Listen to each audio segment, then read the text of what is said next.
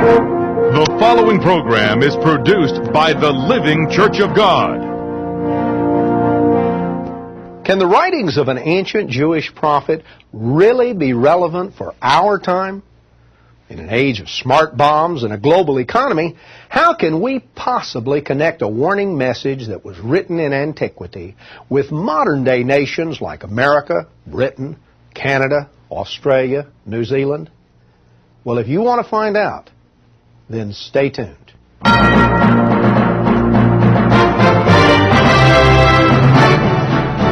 Tomorrow's World. The Living Church of God presents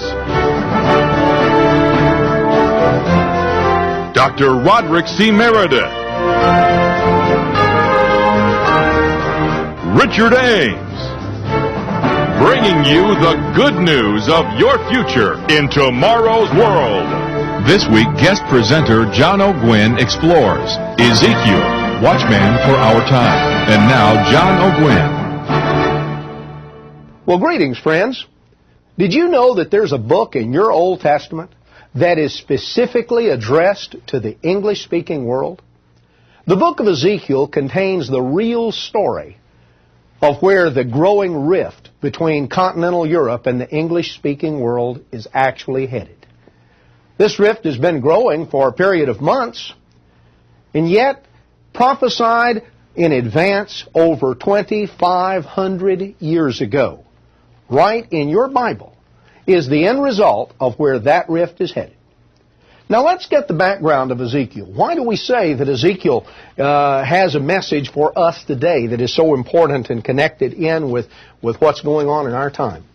If we look at the book of Ezekiel, it opens here in Ezekiel chapter 1. We find that Ezekiel was a young man. He was a priest. He had been taken captive in a captivity of the Jewish nation that had gone to the area of Babylon. Now let's back up and get a little bit of the history to sort of get the overview. After the death of King Solomon, the kingdom of Israel split into two halves. Actually, the northern kingdom that retained the name Israel was the northern kingdom with a capital in Samaria. And from the death of King Solomon, that northern kingdom continued about 200 years, from about 922 on down to about 722. The southern kingdom, the kingdom of Judah, which retained the capital in Jerusalem and retained the descendants of King David and King Solomon on that throne, continued on beyond the fall of ancient Israel for another 125 years or so. You see, the Assyrian Empire invaded, and they took the people of northern Israel into captivity. They were settled in the area up between the Black and the Caspian Sea, up, as we're told in the book of 2 Kings, chapter 17, by the river Gozan, in the cities of the Medes. Well, the Assyrians never made it all the way down into Judah. They invaded Judah, but because of King Hezekiah's fervent prayers to God, God intervened, and the Assyrians were driven back. Their army was wiped out, and Judah continued on for over 100 years. Well, the Babylonian Empire rose to power in the aftermath of Assyria's fall, and King Nebuchadnezzar of Babylon invaded Judah. There were three invasions of Judah that Nebuchadnezzar made. The first was in 604, and Nebuchadnezzar placed a new king on the throne there in Judah and made Judah a tributary state. He was dissatisfied with the way things were going on, and so he came back about 597. He took the young king in Judah, Jehoiakim, he took him in captivity to Babylon and placed his uncle, Zedekiah, on the throne of Judah. Now, Ezekiel was a young priest who went into captivity with the time of Jehoiakim, about 597. And that's where we pick up the story in Ezekiel chapter 1, because Ezekiel describes himself and he dates his captivity to the time of Jehoiakim's captivity, that he's writing in the 5th year of King Jehoiakim's captivity. Ezekiel is a priest. He is in captivity. He is dwelling by the river Kebar, which was a tributary of the Euphrates, and it was in the vicinity of Babylon. Ezekiel saw a remarkable vision recorded in Ezekiel chapter 1. He looked up at the horizon, and what did he see? It looked like some sort of a tornado that was coming toward him. It was dark, it was flashing light, it was a remarkable thing, but as it got closer and closer, Ezekiel could see more and more detail. He saw light emanating out of this dark circling cloud. As it got closer, he saw that there were actually living creatures that were contained within this. Finally, he saw a crystalline expanse that was stretched over their heads. Then he saw a throne, and he saw a great, shining, bright light that was emanating from this throne. He saw a being that was emanating tremendous light, and it was like a rainbow over his head. Ezekiel describes this, and he said here in Ezekiel chapter 1, that this was, as he says in verse 28, this was the appearance of the likeness of the glory of the Lord. The God of Israel actually appeared to Ezekiel. And Ezekiel saw this vision of glory, and he was overwhelmed. He just fainted, fell down on his face. God told him, he said, Ezekiel, get up. I've got a job for you. I've got a commission for you. Now, obviously, anything that is introduced in this dramatic of fashion was something that was important. There was a vital message that God wanted delivered. Ezekiel chapter 2, verse 3, he said unto me, Son of man, I send you to the children of Israel, to a rebellious nation. Down in chapter 3, he tells Ezekiel in verse 17, I've made you a watchman unto the house of Israel. Now, that was Ezekiel's commission. He was made a watchman unto the house of Israel. He was told, therefore, hear the word at my mouth and give them warning from me. Now, as we look at that, here was Ezekiel. He was a Jewish captive. He's given a message for the house of Israel. Now remember, the house of Israel, the northern tribes, they had gone into captivity over 125 years before Ezekiel receives this message. The dating here in Ezekiel chapter 1 in the opening chapters is about 592 BC, because remember, it was the 5th year of Jehoiakim's captivity. And he went into captivity about 597 or 596. Some of the scholars differ slightly, but it's right within that range. So here is Ezekiel writing a message to people that aren't located where he is, that are located hundreds of miles away, way to the north of the Euphrates, up in the area between the Black and the Caspian Sea. He's given a warning. Now, why would you give a warning message to people who have been in captivity for 125 years? Why would you give a warning message telling people, if you don't make changes, you're going into captivity? Well, clearly that doesn't make sense. We're going to see, and I'm going to show you, that Ezekiel's message is a message for the end time. Now let's go a little further. Ezekiel is here dwelling among Jewish captives. Jerusalem is not yet destroyed. The destruction of Jerusalem is still several years in the future, about 5 or 6 years on into the future.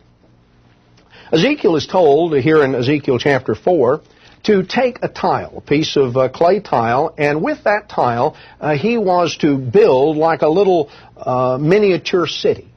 He was to put up walls and battlements around it. He was to act out a part. Now, the other Jews who were living in the village there where Ezekiel was, they would look at that, and their curiosity would be aroused, and they'd come over and they'd look at this little toy city that Ezekiel was building up. It was going to have fortifications. It was going to have a siege that was going to be taking place, and so it was like playing with toy soldiers. But was that just for Jerusalem? Was that for Judah? It was a picture of Jerusalem. That was the city that was being portrayed. But notice what he's told here in Ezekiel chapter 4 and verse 3, latter part of the verse. This shall be a sign to the house of Israel. And that's the key. That's the key to understanding the book of Ezekiel. Ezekiel is given a message not for Jerusalem, not for Judah of his day. He's given a message for the house of Israel. And that's the message that is contained in this book. Now, it's an end-time message. Ezekiel chapter 37, verse 16, Ezekiel was told to take 2 sticks, and he was to label them. He was to label them for Judah and the house of Israel, his companions, and he was to take another stick and he was to label that for Ephraim. Ezekiel clearly knew the difference between Judah and Israel. Then Ezekiel was told, take these 2 sticks and join them together, bind them together where there's 1 stick. Well, now what was the significance of that? God told him in verse 19 of Ezekiel 37, I'm going to take the stick of Joseph, the one that has Ephraim inscribed upon it, and the tribes of Israel, and I'm going to join it with the stick of Judah. Verse 22, I'm going to make them 1 nation, and they're going to have 1 king. There'll be no more 2 nations. Verse 24, and David my servant shall be king over them, and he'll be their shepherd. That never happened in antiquity. That didn't happen when Judah came back from Babylonian captivity. David has been dead and in his grave for 3,000 years. David will be resurrected when Jesus Christ returns. That's when the trumpet will sound. That's when the dead will raise.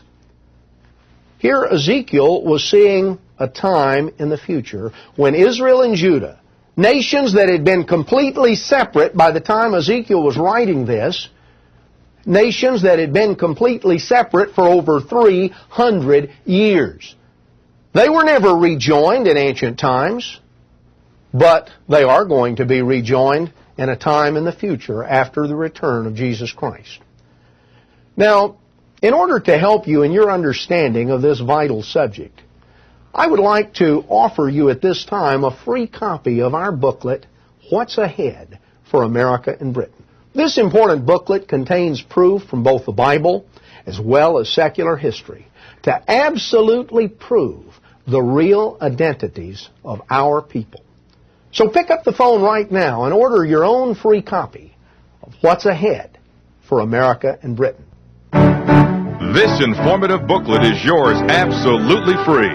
No cost, no obligation. If you call this toll-free number, 1-800-934-5579. That's 1-800-934-5579. Or send your request to Tomorrow's World, P.O. Box 3800, Charlotte, North Carolina, 28227.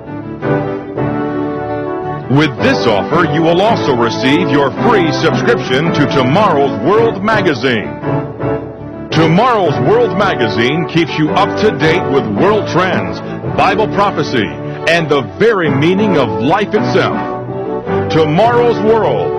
Call now.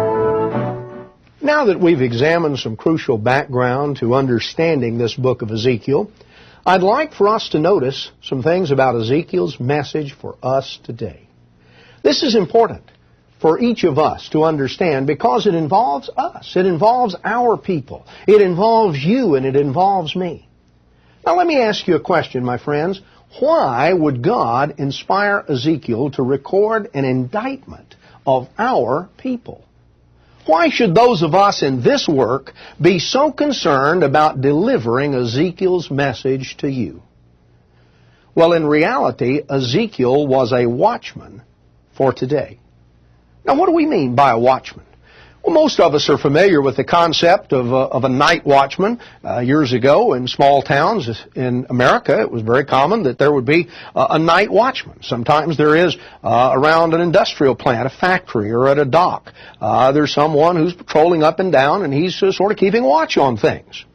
In ancient times, where cities were walled and they would suffer incursions, there would be terrorist raids and armies that would be approaching them from time to time.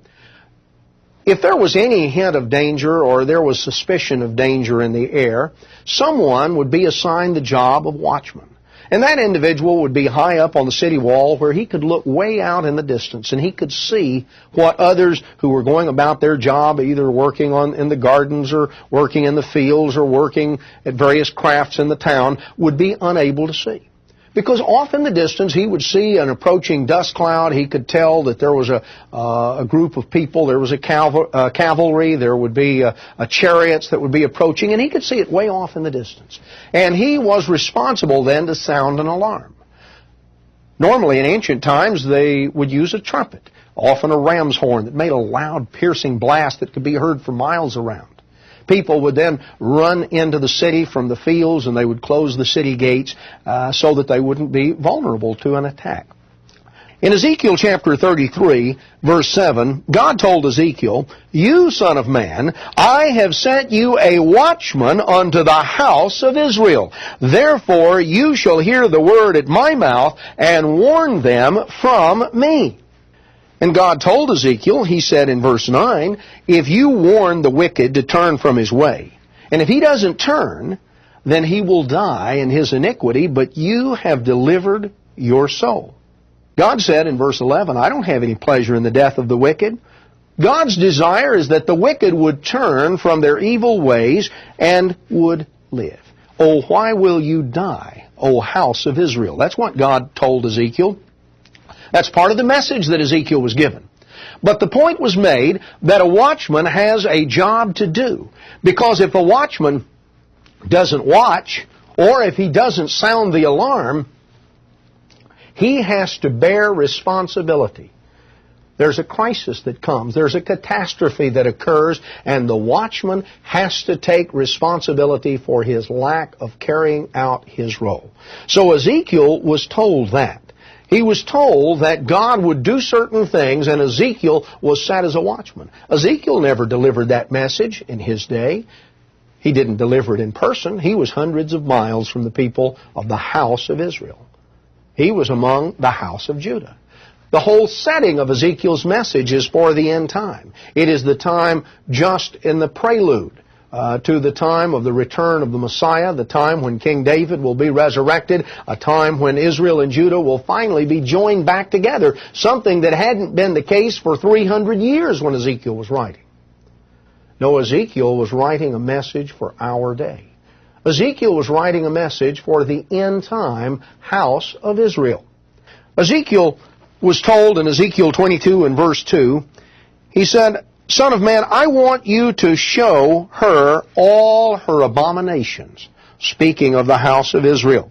Verse 4 says, "You have become guilty in the blood that you have shed. You've defiled yourself in your idols."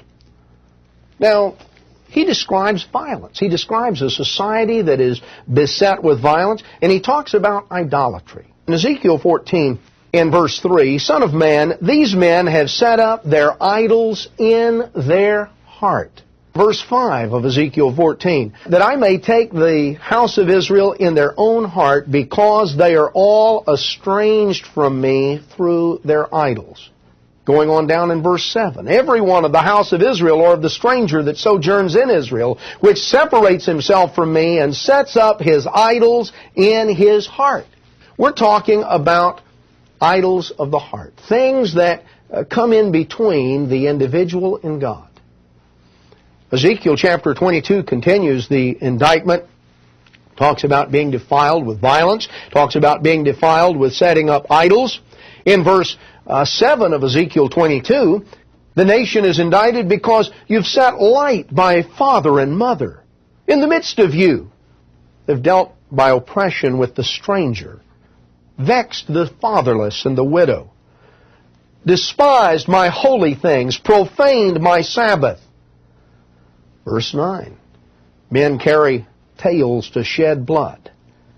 In the midst of you, they commit lewdness." Every sort of profane, perverse act. All sorts of sexual immorality, lewdness, violence. A breakdown of the family. Taking advantage of others. Taking advantage of those who are the least capable and the least able to defend themselves. You know, my friends, that's a bully sort of mentality. Taking advantage of those that you're able to get by with it, as it were. Coming on down in Ezekiel 22, Ezekiel, beginning in verse 25, begins to single out the three leading segments of society. In verse 26, he says, "Her priests have violated my law. They've profaned my holy things." They've put no difference between the holy and the profane. They've showed no difference between the clean and the unclean. They've hidden their eyes from my Sabbaths. God indicts the leaders of organized religion for having violated His law, for having not taught the people to properly discern between what's clean and unclean, what's holy and profane. He says they've hidden their eyes from my Sabbaths. They claim to represent me. The leaders of organized religion have failed our nation. In verse 27, her princes in the midst thereof are like wolves ravening the prey, to shed blood, destroy souls, to get dishonest gain. We could say these are the individuals who control the wealth and the political power in a society. God's indictment of these individuals is that they're greedy. Coming on down in verse 28, her prophets have daubed them with untempered mortar. You know, frankly, in our modern society, the individuals who would be the prophets, those who announce or proclaim, that's a pretty descriptive term for the media. You can describe both the religious media and the secular media because, frankly, the primary religion of most of our English-speaking world is secularism. These are the people who announce, who proclaim, who explain the meaning of things to people. God says, in effect, what they've done is a whitewash job. A wall has been built up and they've whitewashed it. God holds the leadership of the nation under indictment because they failed in their responsibility.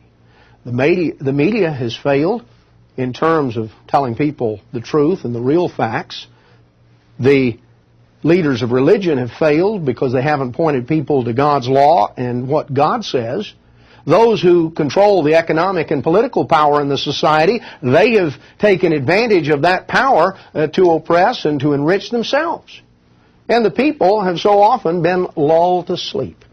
He says in Ezekiel 13:10, because they have seduced my people, saying peace, and there was no peace. Ezekiel 16, where he talks about cause Jerusalem, verse 2, to know her abominations.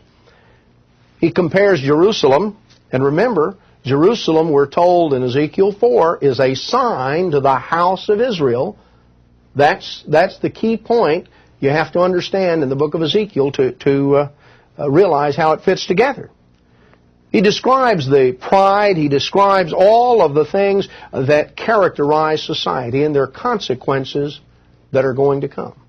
It's important that you understand these things, my friends, and to help you in understanding of this vital subject, I would again like to offer you a free copy of our booklet, What's Ahead for America and Britain. This important booklet contains chapters on the lost master key to prophecy, deals with Israel's captivity and lost identity, and it also shows you what is ahead for our nations. So pick up the phone right now and order your own free copy of What's Ahead for America and Britain. This informative booklet is yours absolutely free. No cost, no obligation. If you call this toll-free number, 1-800-934-5579. That's 1-800-934-5579. Or send your request to Tomorrow's World, P.O. Box 3800, Charlotte, North Carolina, 28227. With this offer, you will also receive your free subscription to Tomorrow's World magazine. Tomorrow's World magazine keeps you up to date with world trends, Bible prophecy, and the very meaning of life itself. Tomorrow's World. Call now.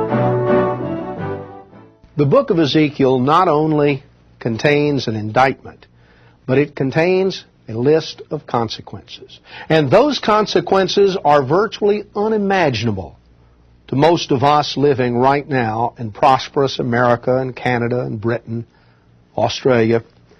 Yet God said in Ezekiel chapter 5 and verse 12, He told Ezekiel that a third part, speaking of the house of Israel, a third part of you will die with disease and famine. A third part will fall by the sword, and a third part will I scatter to the winds. He says, I will increase famine in verse 16 and break your staff of bread. We can't imagine that in this country. We're the breadbasket of the world. The Almighty says that He's going to bring a sword on the land, Ezekiel chapter 6 and verse 3. He said the cities would be laid waste, verse 6. And yet he went on in verse 8, yet will I leave a remnant that some that shall escape the sword among the nations when you're scattered. And they that escape of you shall remember me among the nations where they've been carried captive. Verse 10, they're going to know that I am the eternal, and that I've not said in vain that this evil is going to happen. There's a time coming in the future when these things are going to happen, and people are going to know that they've heard it. Now, it doesn't end with calamity, because Ezekiel was also inspired to write in Ezekiel chapter 36 of a time when God would begin to regather the captives. There's a hard lesson that's going to have to be learned. But God inspired Ezekiel to record in Ezekiel chapter 36 that there's a future time after this captivity when the cities will be inhabited and the wastes will be rebuilt. This is verse 10 of chapter 36. In verse 24, God told Ezekiel, He said, record the message for the house of Israel that I will take you from among the nations. I'll gather you out of all countries. I will sprinkle clean water upon you, and you'll be clean from all your filthiness and from all your idols. A new heart will I give you. A new spirit will I put within you. And I'll take away the stony heart out of your flesh, and I'll give you a heart of flesh. I'll put my spirit within you and cause you to walk in my statutes, and you'll keep my judgments and do them. For the vast majority of people, they're going to have to learn lessons the hard way. Are you going to have to learn your lessons that way, my friend? You don't have to. You can listen and you can respond. God says, why will you die, O house of Israel? God's desire for you, for me, for all of us is that we turn from our wrong ways to God's ways. God has a plan and a purpose. He's going to bring our nations to repentance. He's ultimately going to regather, and He's going to rebuild. But there are those who are going to have to go through some very difficult lessons in the meantime. Well, friends, I invite you to tune in each and every week. And Dr. Meredith and Richard Ames are going to continue to explain the important end-time prophecies of your Bible. What lies ahead for our nations? What lies ahead for this world? Not only are they going to tell you the immediate news, but they're also going to give you the good news of tomorrow's world. And they're going to explain to you an entire way of life, a way of life that is contained in this book, the Bible, God's Word. Be sure to join us next week at the same time, right here. This informative booklet is yours absolutely free. No cost, no obligation. If you call this toll-free number, 1-800-934-5579. Or send your request to Tomorrow's World, P.O. Box 3800, Charlotte, North Carolina, 28227. We invite you to visit our webpage at tomorrowsworld.org.